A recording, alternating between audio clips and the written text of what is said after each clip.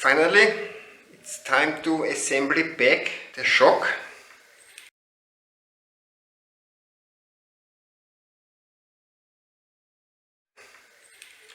I got here the spacers made of aluminium, and I decided to go with 2 times 5 mm and the 10 mm with the groove for the C-clip, for the saving clip.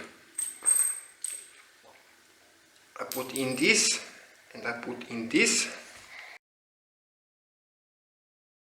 and I have to go with the original KLX bottom part, because on the KDX damper the adjuster isn't working anymore. I don't know why. I can twist to the full closing position and there is no end. So I have at the end the 8 mm more distance here, which gives me a little bit more ground clearance on the motorcycle. That's the way I have to go, and that's how it is. I put on some Loctite here.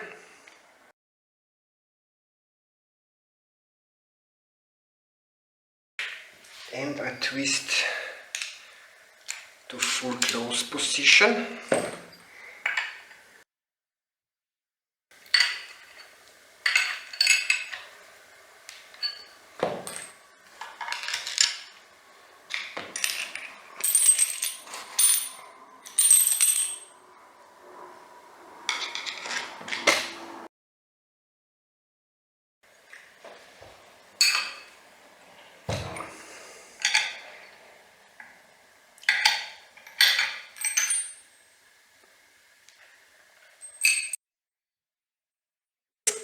Good. I keep the shim package of the KDX damper inside. That's just something I have to find out if this is working or not that good. Let's see. If I don't like it, I have to reassemble the whole damper again and change also the shim package on the top here. The shocked oil I use is a Castrol 10W, very close to the viscosity recommended in the service manual of the KLX 250 D and E model. I know it's not the right number here, but the viscosity index say it's pretty close to the one that should be used. I'm gonna start with the bladder. I put on some oil here to get in easier, and also here.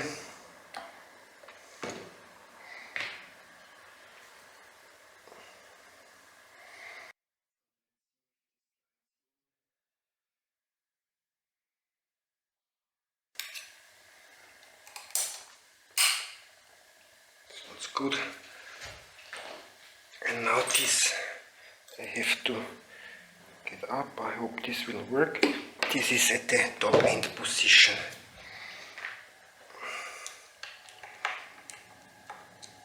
Next I have to do is bring back the whole piston rod. I cleaned up before the body, and I get in maybe too much, yes. And I get on some oil here and some oil here, and also a bit of here.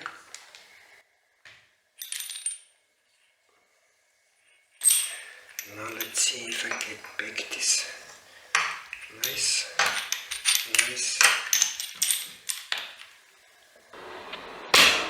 It's in.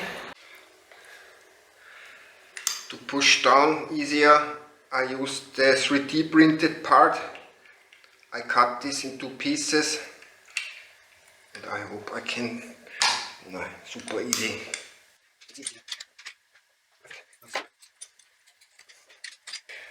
Below the video I will also link to another YouTuber who gives a really nice video how to disassemble this kind of shock. So you will see how to make this by yourself without any problem.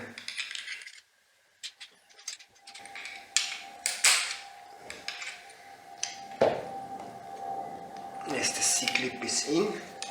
Let's see.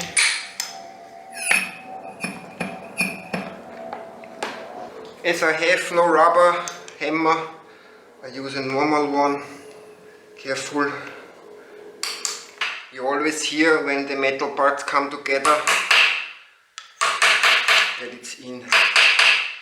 So, and now I just have to fill up with oil and I hope it's done. Now I turn out the adjuster to the fully anti-clockwise position, and same on this part here on the top adjuster. It's almost at the most out position. The piston rod is at the maximum out, and now let's see if I can get all the air out of here.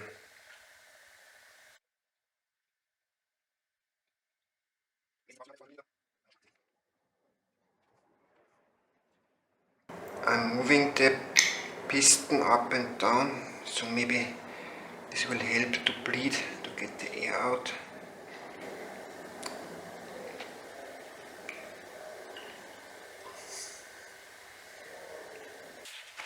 So to bleed the piggy pack reservoir completely, you need to lift up the whole suspension, fill up a bit of oil,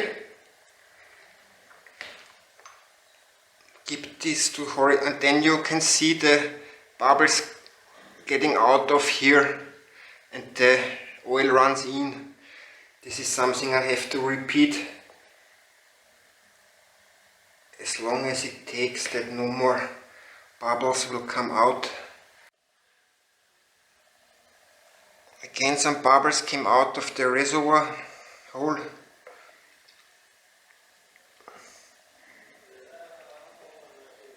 Again and again.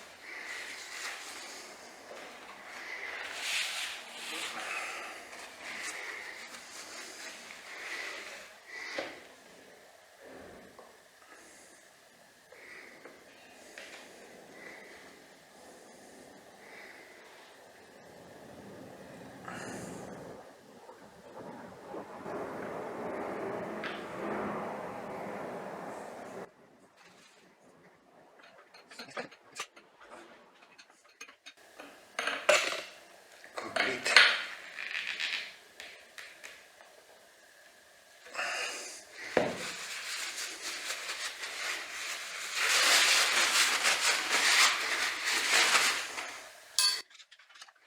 Now just for a test, I have this tool and I'm gonna try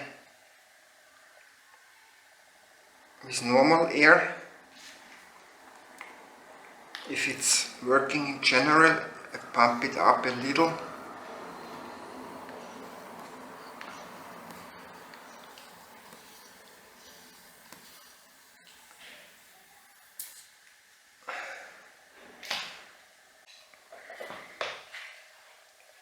So I fill up with the normal air pump about up to 4 bar. This is about 50, 60 psi.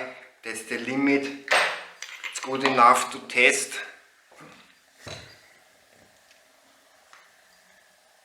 And after filling up with nitrogen, I can tell more and I can test it. And some final measurement. This should be now 8 mm longer, as I used the original KLX part here. And it is 438 mm, as it has to, because this is about 8 mm longer than the KDX part here. And here we have the 65 mm. This is again about 40, as I remember. Yes, 41, 42. So, next episode, test riding. Bye bye.